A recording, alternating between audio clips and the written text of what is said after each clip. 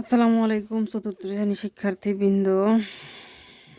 আজকে আমরা সহজ পদ্ধতিতে গুণ করব। সহজ পদ্ধতিতে গুণের ক্ষেত্রে আমাদের কয়েকটা জিনিস মনে রাখতে হবে। সেটা হচ্ছে, যেমন যদি 99 থাকে তাহলে 100 থেকে 1 বিয়োগ করে আমাদের গুণ করতে হবে। যদি 110 থাকে তাহলে 100 যোগ 10 এভাবে হিসাব করে গুণ করতে হবে। যাই হোক, আমরা প্রথমে একটা করি, তারপর দেখা যাক। 643 গুণ, এখানে 99 আছে, তাহলে আমরা এখানে কি লিখব? 100 বিয়োগ 1। এটা বিয়োগ করার পর আমাদের ফল থাকে কত? 99। এখানকার মানের কিন্তু পরিবর্তন হয়নি, সেই জন্য আমাদের এইভাবে এটার নামে দিয়েছে সহজ পদ্ধতিতে গুণ। এখন একটা হচ্ছে এইখানে গুণ, এই বিয়োগ চিহ্ন দিয়ে এটা এখানে গুণ। 643 গুণ 100, এটুকের কাজ শেষ। এই বিয়োগ আবার 643 গুণ 1। তাহলে আবার আমাদের গুণের ক্ষেত্রে আমরা একদম সহজে কি করব? যা আছে এখন দুইটা শূন্য যোগ করে শূন্য নামিয়ে দেব। 643 643। এখন বিয়োগ করব, এটা নিচে থাকবে, এটা উপরে থাকবে, সেই হিসাবে আমরা বিয়োগ করব। 7 আছে কত হলে 10 মিলবে? নাকি 3 আছে কত হলে 10 মিলবে? 7 হলে হাতের 1। 5 আছে কত হলে 10 মিলবে? 5 হলে হাতে আমার 1। 7 আছে কত হলে 13 মিলবে? 7। 8 9 10 11 12 13। 6 হলে হাতে আমার 1। এখন 1 আছে কত হলে? 3 হলে 6 কে 6। এখন আমরা 2 নং সমস্যার সমাধান করি। 99 গুণ 39 একইভাবে 1000, কারণ 999, 1000 থেকে যদি 1 বিয়োগ করি তাহলে কত থাকে আমার? 999 গুণ, তাহলে 1000 গুণ 39 বিয়োগ এই যে 39 গুণ 1, আবার একইভাবে 39 1 2 3, কটা শূন্য? 1 2 3 বিয়োগ 39। এখন এটা বিয়োগ করি। 9 আছে কত হলে 10 মিলবে? 1 হলে হাতের 1। 4 আছে কত হলে 10 মিলবে? 6 হলে হাতের 1। 1 আছে কত হলে 10 মিলবে? 9 হলে হাতের 1। 1 আছে কত হলে 9 মিলবে? 8 হলে হাতে কিছু নেই, 3 অক্ষে। আমরা যখন 5 নাম্বার করব, 99 গুণ 990, এখানে দুইটা কথা আছে, আমরা কোনটার সাথে গুণ করব? আমরা যে কোনো একটার সাথেই বিয়োগ করতে পারি। এখন যদি দিই 100 বিয়োগ 1 গুণ 999, সমস্যা নেই। আবার এটার সাথে এটা বিয়োগ আকারে দিলেও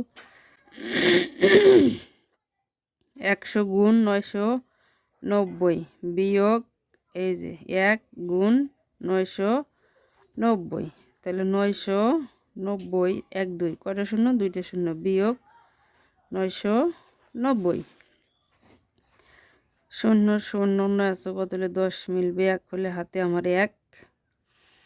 10 10 মিলে গেল, পড়লো শূন্য, হাতে কিছু নেই, না হাতে আছে 1। 1 আছে কত হলে 9 মিলবে? 8 হলে হাতে নাই কিছু, 9 কে 9। এভাবে আমরা 6 নং সমস্যা যখন সমাধান করব, 575 গুণ 999, এই যে, তাহলে 575 গুণ 1000 বিয়োগ 1। 575 গুণ 1000 বিয়োগ 575 গুণ 1। 575 1 2 3 1 2 3 বিয়োগ 575। এই 5 আছে কত হলে 10 মিলবে? 5 হলে হাতের 1। 8 আছে কত হলে 10 মিলবে? 2 হলে হাতের 1।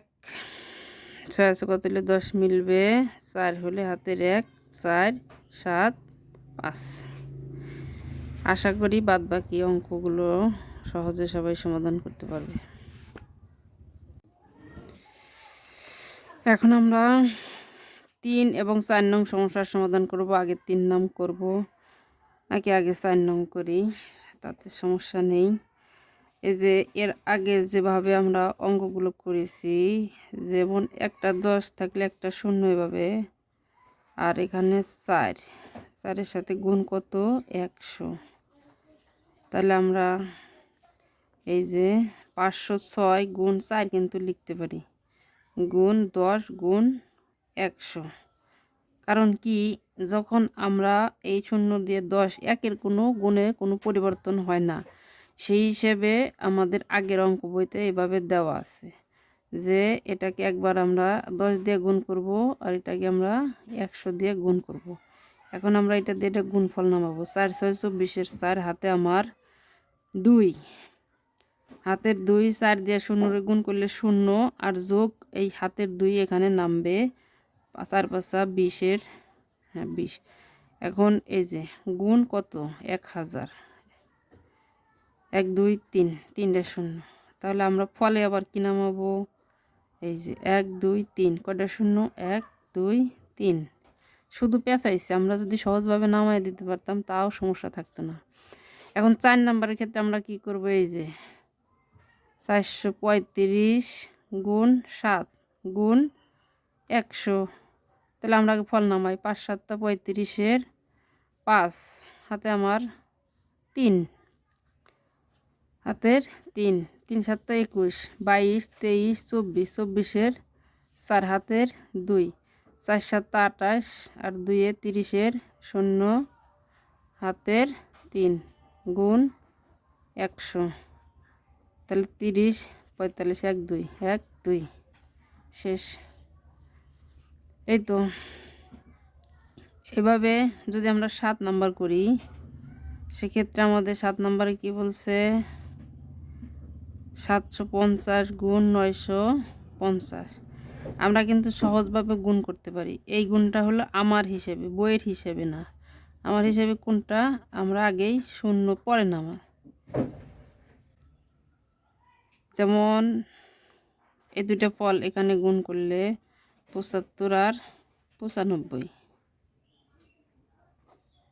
5 5 25-এর 5, হাতের 2, 5 7 35 36 37 37, 5 নং 45-এর 5, হাতের 4, 7 নং 63 64 65 66 67 67, 5 12 2, হাতের 1,